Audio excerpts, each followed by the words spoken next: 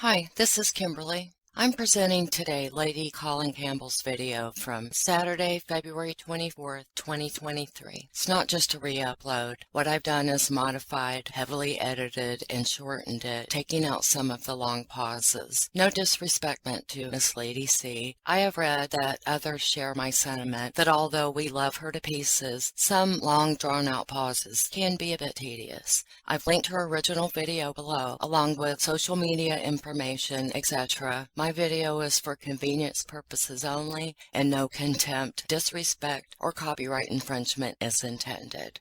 Much love and peace. Enjoy the video. Greetings from Castle Goring, from Mickey, Aurora, and from me. Well, the very first two questions relate, I am afraid, to something I can relate to, which is because I'm totally untechnological. So I will read them out and dispense with this aspect before plunging in to questions that relate elsewhere. Jeannie Allison says, can anyone advise me as to how to join Lady C's membership channel? I cannot figure it out. Thanks. And Jamba622 says, anyone know how to subscribe to Lady C's second channel? Not seeing a link or anything. I'm glad I'm not the only technologically challenged person on earth. I gather there is a little thing that says join when you look at the screen of the videos, and it's beside my picture, not the picture of the program, but the picture of the channel, and it says join. And I have to tell you, on mine, which I suspect is different from yours, because mine comes up as the channel itself, it's very obscure. There's a little thing that says join. If you blink, you'll miss. And right beside it, surrounded by big, bold blue, is analytics and something else. So I will anyway ask my techie guy to post a picture of what I hope is the correct thing. Okay? Thank you very much.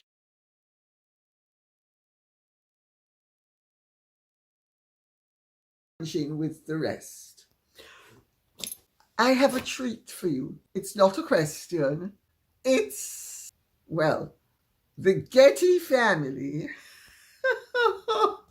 is very concerned, according to the information I have been given, because I have been approached by friends of the Getty family and asked to cover this matter, which is their fear that there is a burgeoning friendship between Gordon Getty, the widower of Anne Getty, 89-year-old Gordon Getty, who has something of a history with liking ladies.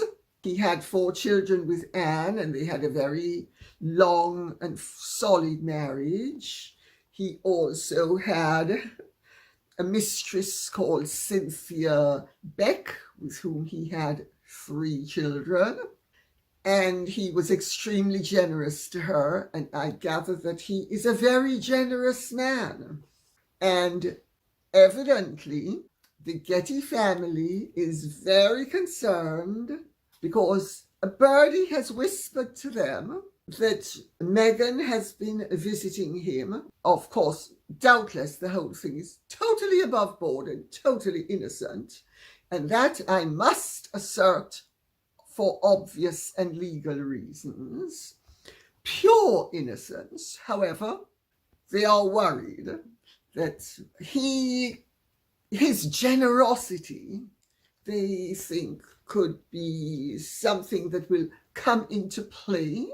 Evidently, they do not appear to expect that should a firmer friendship develop between Meghan and Gordon Getty, who evidently have been, how true this is again, I'm not prepared to say, but they have been told, and they believe it to be true, that Meghan has been visiting him at the Beverly Hills Hotel, and Meghan has been evidently distraught.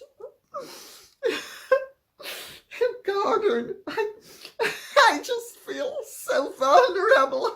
I need somebody to keep me safe. No.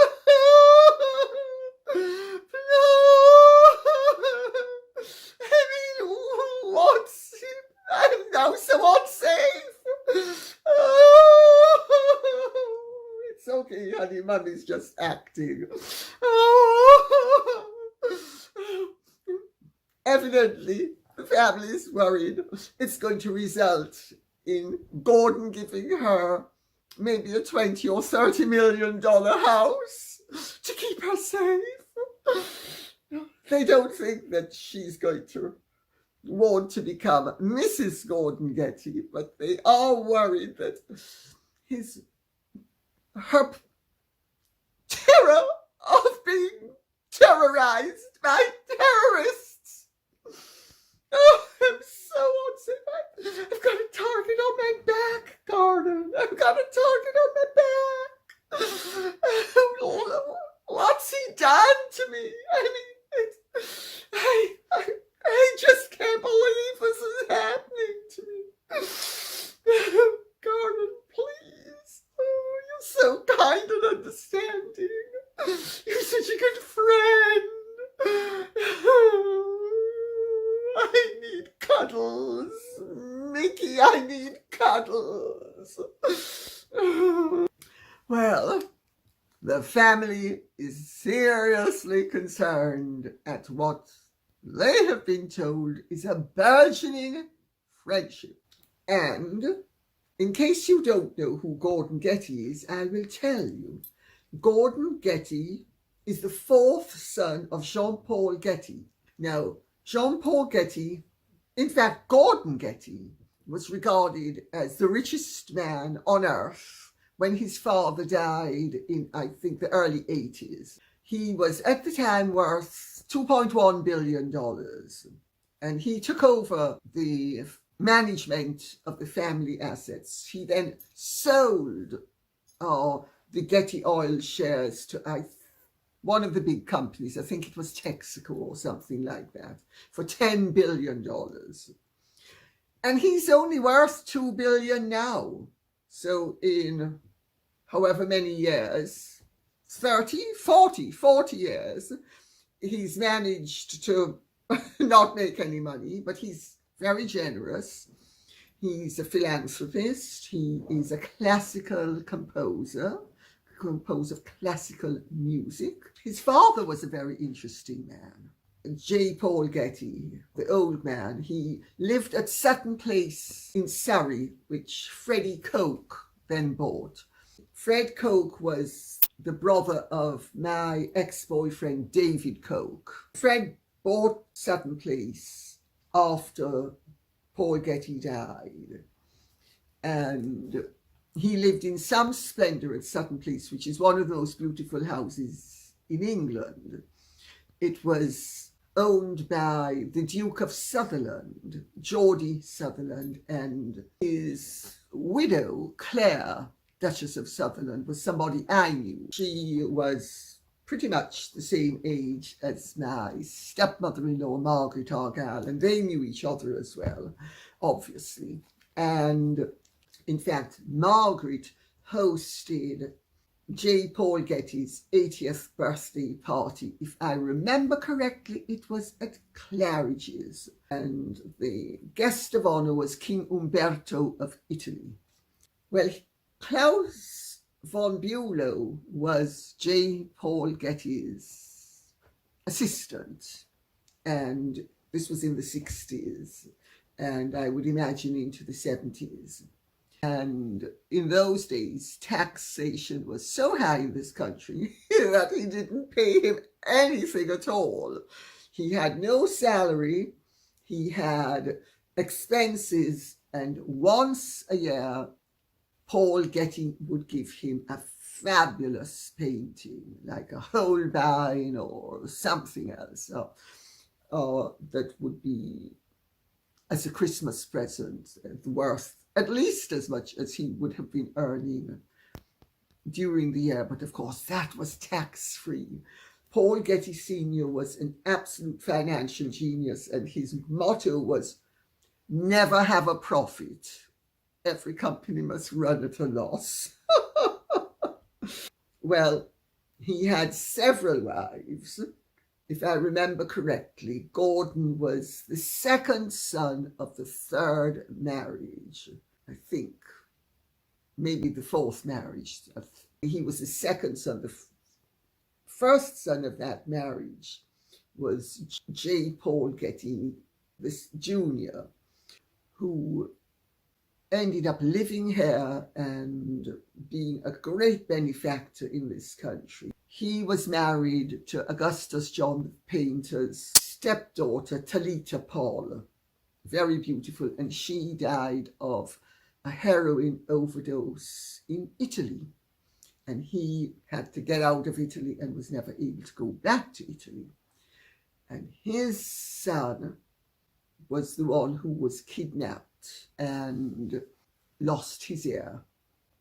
If I remember correctly, his daughter, Aileen, married Elizabeth Taylor's son, Christopher Wilding.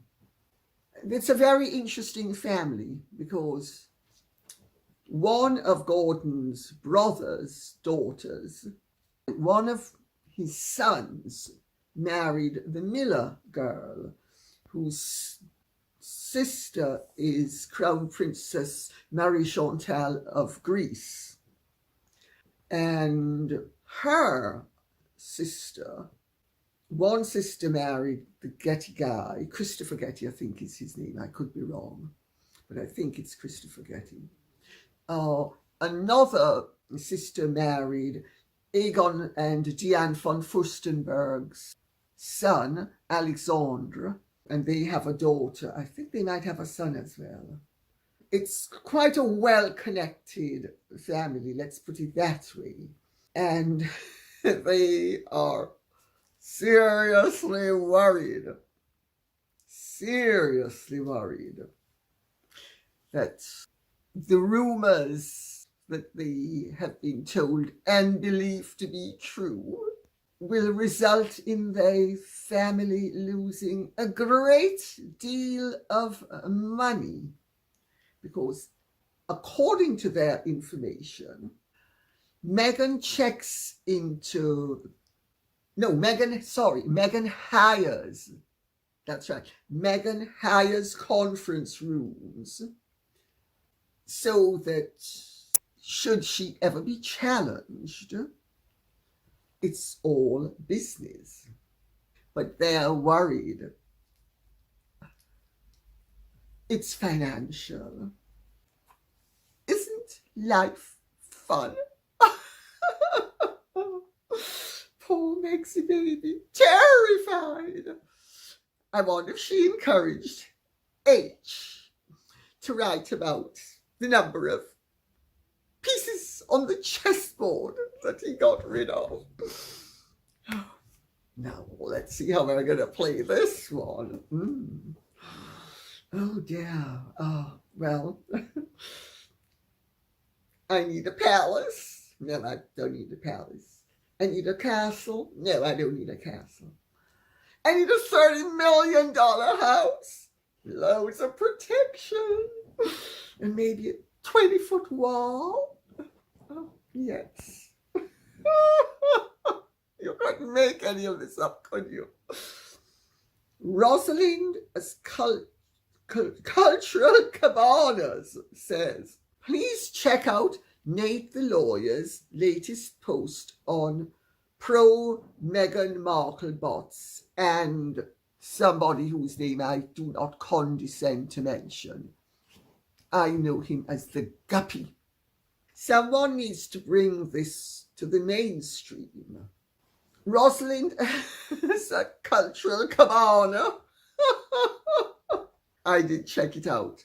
Thanks for bringing it to my attention. And thanks to everyone else who also brought it to my attention. You know, Meghan and Harry have been claiming, even on Netflix, they have been botted and that they were the victims of malicious bots, which Twitter proved to be untrue. Well, Nate the lawyer has done his investigations and discovered Meghan and Harry employed bots through the Guppy and presumably other sources. 58 times more bots have been working for them than were working against them. 58 times more. Not once or twice. 58 times more. Stratospheric numbers of posts that they have evidently paid for. An army of bots to make themselves more popular, more famous, constantly in the news. Well, I mean, we've always known that they are obsessed with being in the news ad nauseum, et vomitorium, may I say. And there we now have it, the absolute proof. Is this going to get into the mainstream media? I'm not suicidal. I'm not holding my breath. Maria Carmen Navarro says, Lady C, thank you for your insightful thoughts and opinions on topics we deal with on a daily basis. Thank you. I have just finished watching on YouTube's Talk TV, a psychiatrist analyzes Prince Harry. Quotes now, his therapists are too scared to tell him the truth. The analysis is spot on. I would suggest you watch it as it supports everything you have discussed with us from the very start of the Harry and Meghan show. Thank you and wishing you and yours continued health, happiness and success. Maria Carmen. Maria Carmen, Aurora says, thank you very much and so do I. You're speaking about Dr. Raj Persod, and I did look at it and I realized I did something with him decades ago. Must have been in the 90s, even been in the 80s, but I think it would have been in the 90s. Oh, and he was very good then and he's very good now. He's a psychiatrist. He's not a psychologist. He's not a psychotherapist. He's not a psychoanalyst. He is a psychiatrist. That means he is a medical doctor who specializes in the mind and the, shall we say, construction and functioning of the mind, able to manage matters with drugs, etc., and the effects of drugs. And I was very intrigued to hear what he had to say, because he made a very good point that therapists dealing with high status individuals are sometimes too reverential and they don't challenge them. And this is also a point that extends to journalists. I mean, we've seen it with Anderson Cooper, Tom Bradby, Monsieur Colbert, whose Christian name escapes me at the moment. I've even had some experience of that myself. So I do know that people are either a lot more gentle or a lot more savage with you when they regard you as being functioning at a level that the average person doesn't function at. Let's put it that way. And I'm referring to a worldly sense, not capabilities. And he does make the point that Harry's therapists are not getting to the bottom of things. And I'm absolutely sure that's right. And they aren't saying when Harry makes stupid contentions, they don't challenge him and they don't say, well, why do you think that? And how do you feel about it? And what should, maybe you should be examining your reaction because Harry makes these sweeping statements when he doesn't only wave his hands, he uses them to sweep the realities away, like a windshield wiper on a car on a very blustery winter's evening. Dr. Persod said his therapists are too scared to tell him the truth. And he made the point that Harry should be challenged to actually consider his part in things. And he's clearly not doing that because he is treated, obviously, with too much reverence by his therapists.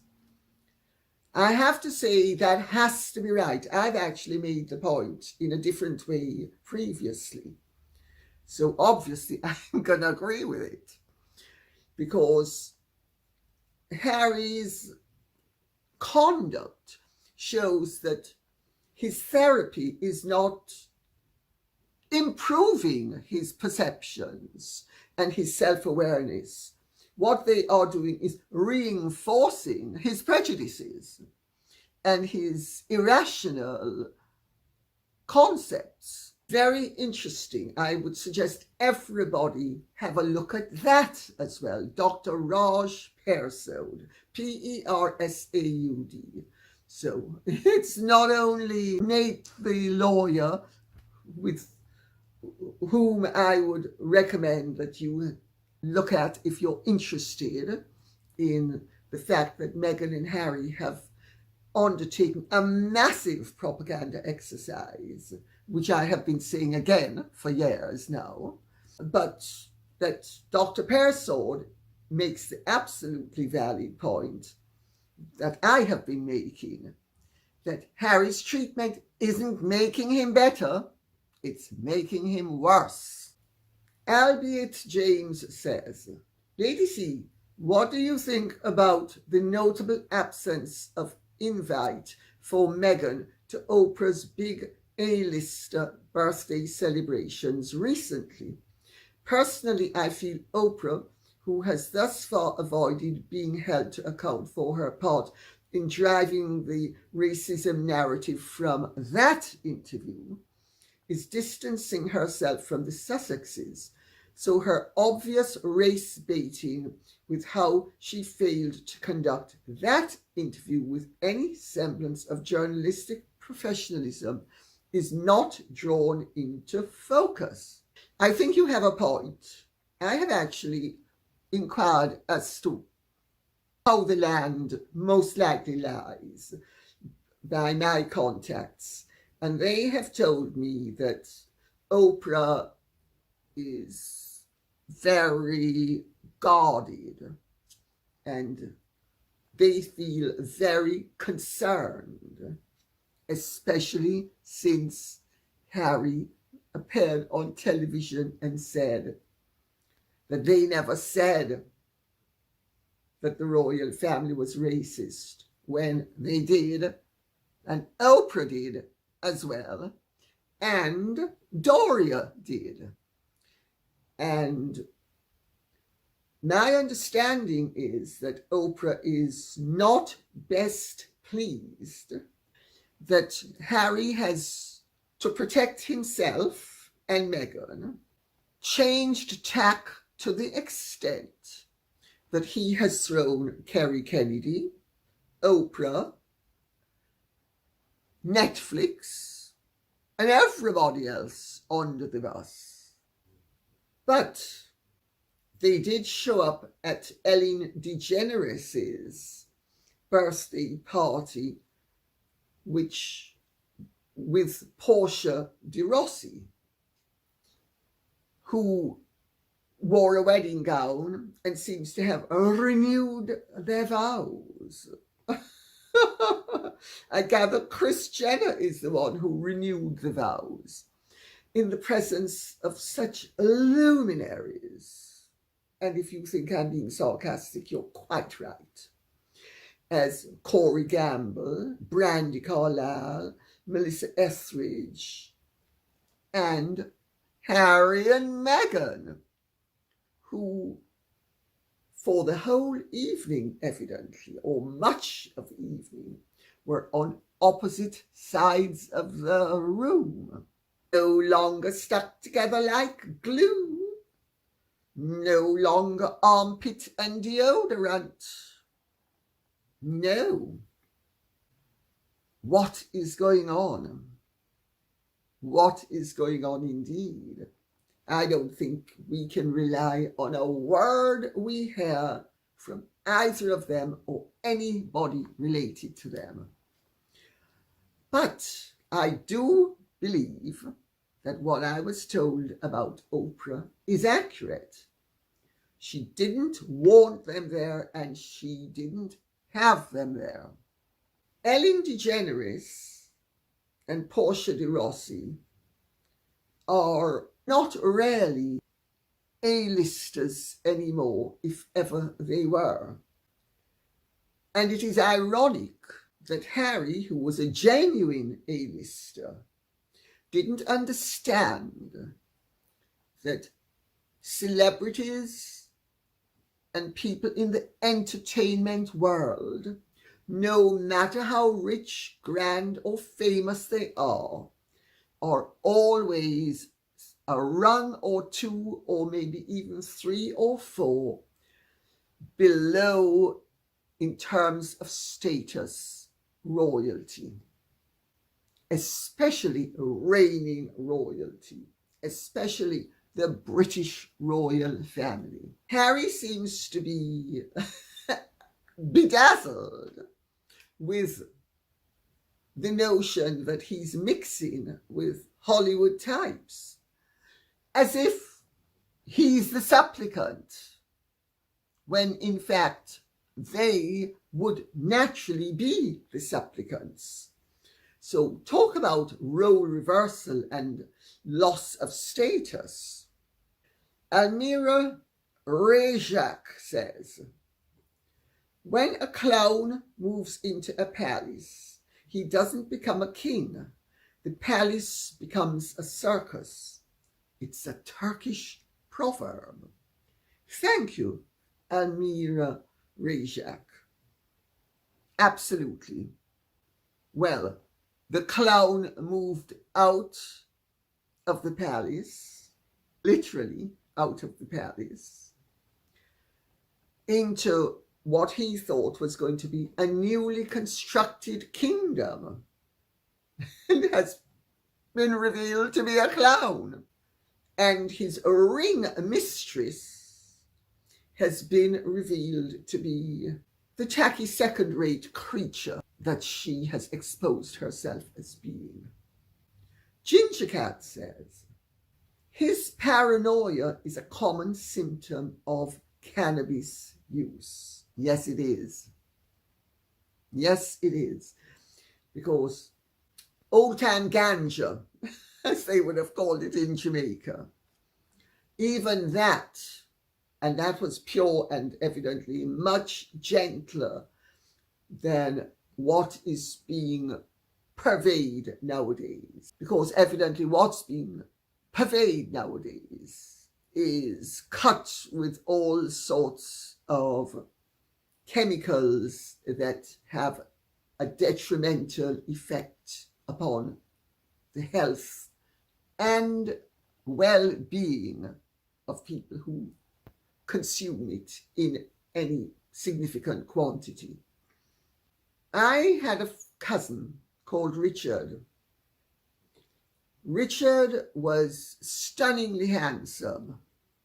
Many of my father's family were known for their looks, and Richard was one of the best looking of all of the cousins. His father was my father's first cousin.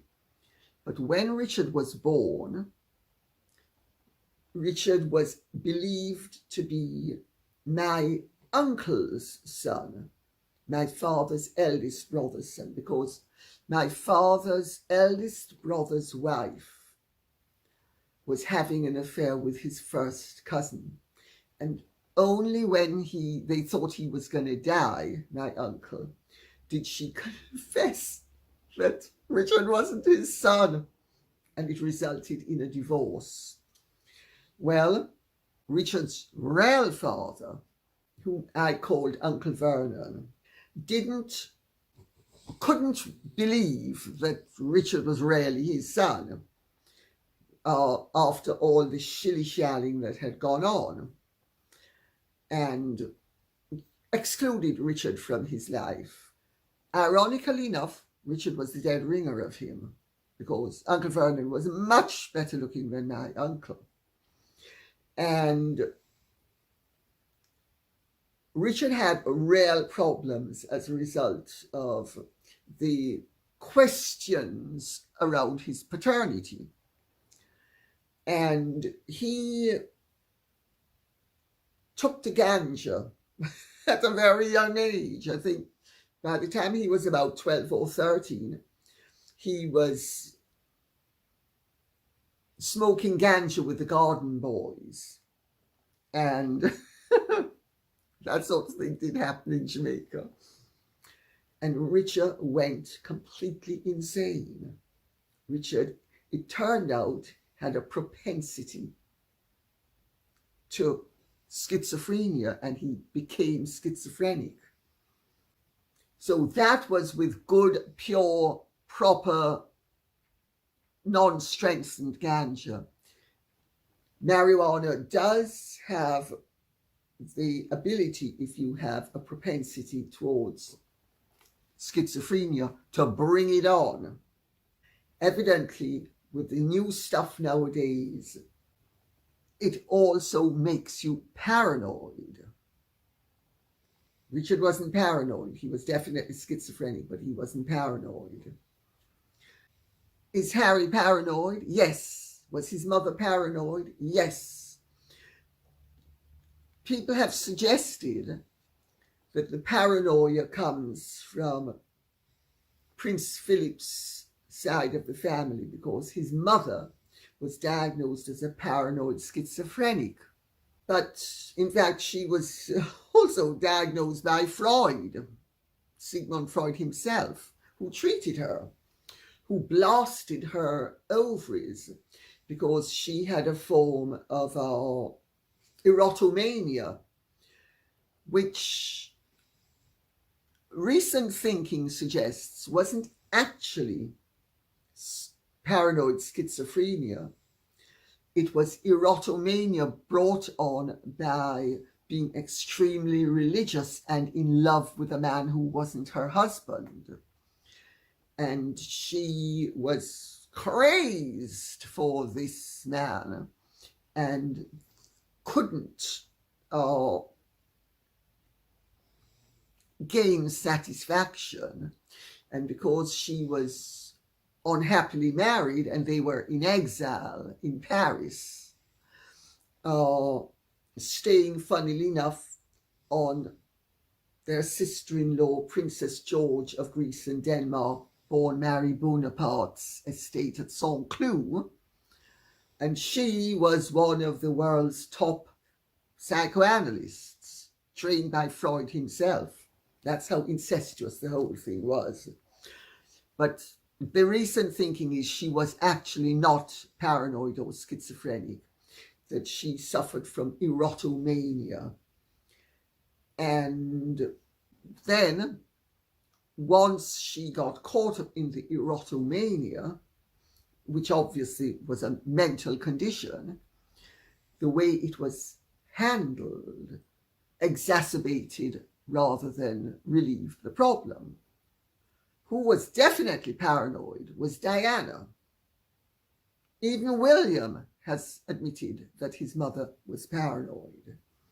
And she genuinely was paranoid. And it is a terrible thing that Martin Bashir played upon her paranoia and made it much worse. Wicked, wicked thing that he did.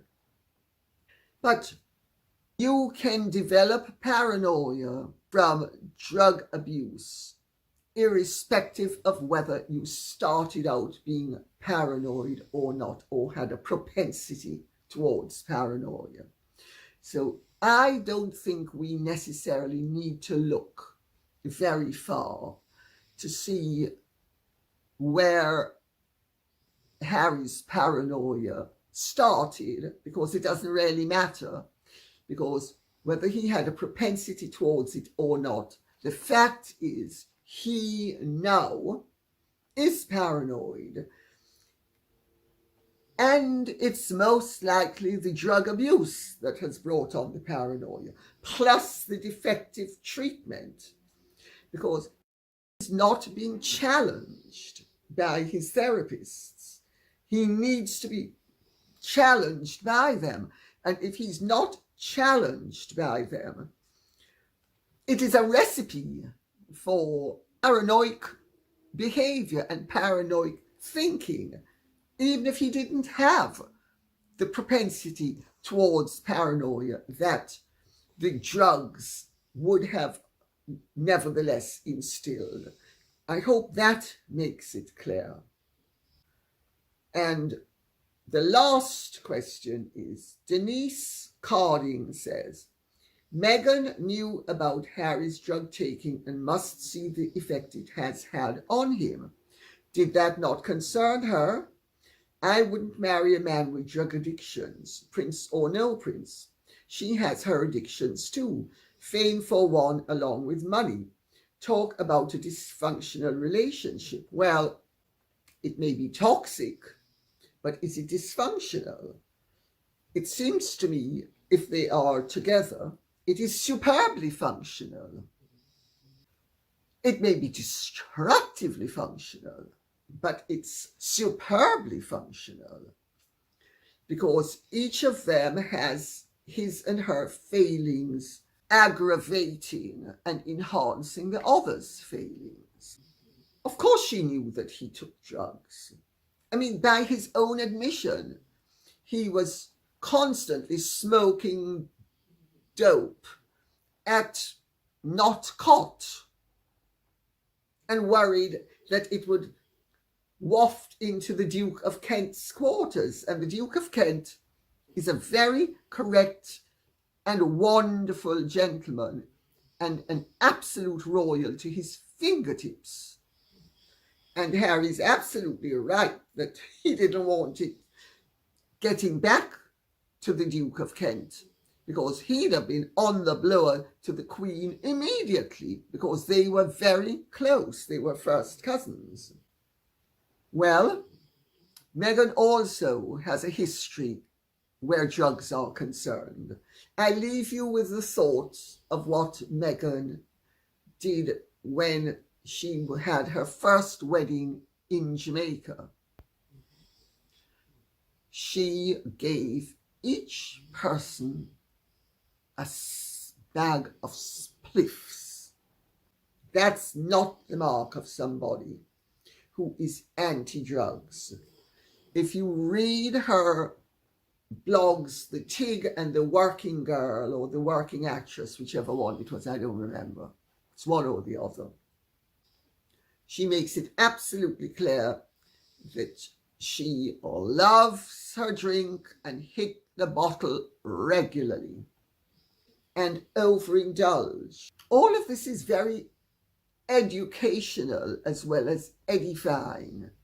It helps to make intelligible Catherine Cambridge's patronage of Action on Addiction, which ironically enough, I raised money for through the Maypole Ball in 1991 with the Duchess of York, as she then was, Sarah, for Action on Addiction.